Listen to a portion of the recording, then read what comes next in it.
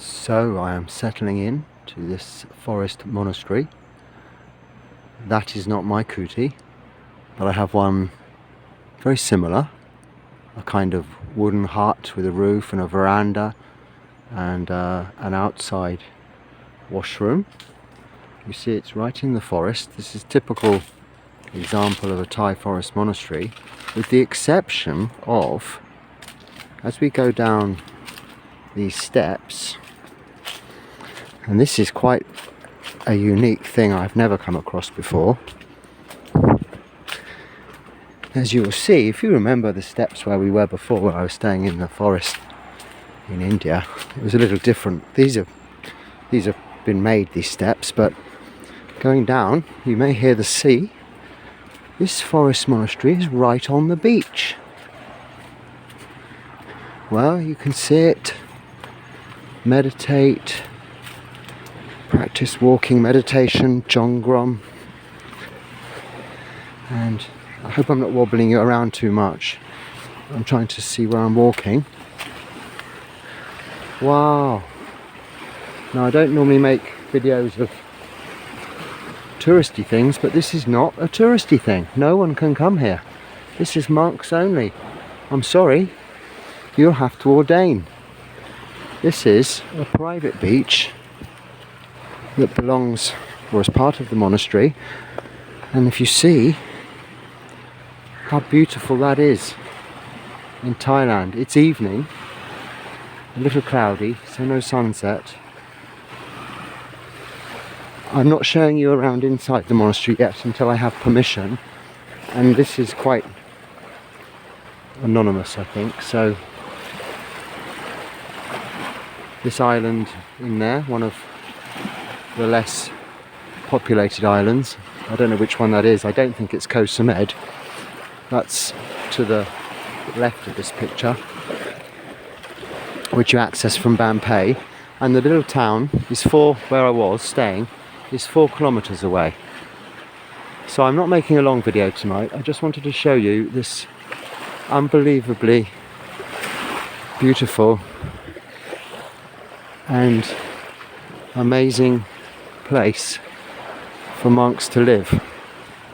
And I expect you're saying to yourself, I'm going to ordain, I'm going to become a monk. And yes, if you're female, they do have meichis here, nuns if you like. So I guess the option's there for us all. I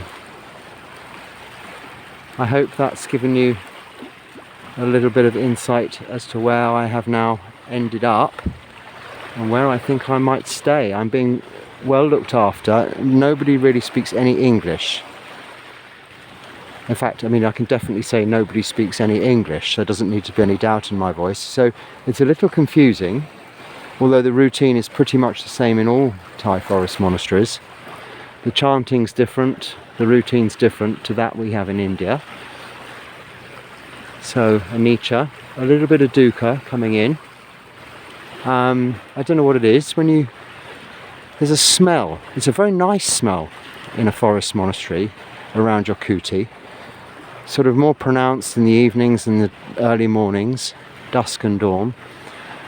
But it kind of brings back, it's evocative of my first stays in forest monasteries, where frankly I was petrified that I'd never escape and that I'd done completely the wrong thing. So I suppose that's what that smell, that sense of smell, which is always so evocative of memories in ourselves, is triggered by that. It's a lovely smell, but it's triggered and I think, oh, I'm all anxious again. And I have nothing to be anxious about. They're very respectful. They understand I'm going to get things a little bit wrong. And wow, just look at this beach. Where can you go in the world? And obviously if this was on a bright sunny day, you'd be looking at this thinking, whoa, how do I book? Well, I'm sorry. You don't need to book, so I'm not sorry. You just need to ordain. And enjoy meditation, because there's really very little else to do. You see, there's no cafes, there's no shops. There's not even, like I'm used to in India, chai stalls, chai shops. There's nothing of that nature around here. It literally is one meal here, no breakfast. The lay people bring food, the nuns do some cooking, and in the morning I've been told the bell rings at 4 a.m, but not to go to evening puja. No, morning puja, that's the chanting. Maybe it's because I got it so wrong this evening, they don't want me to.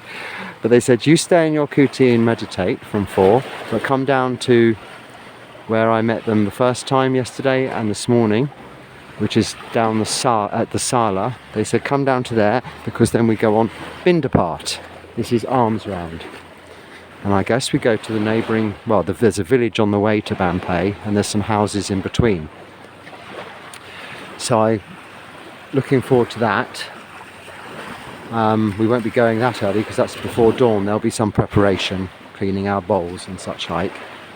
I'll turn around, if you can bear with me a second.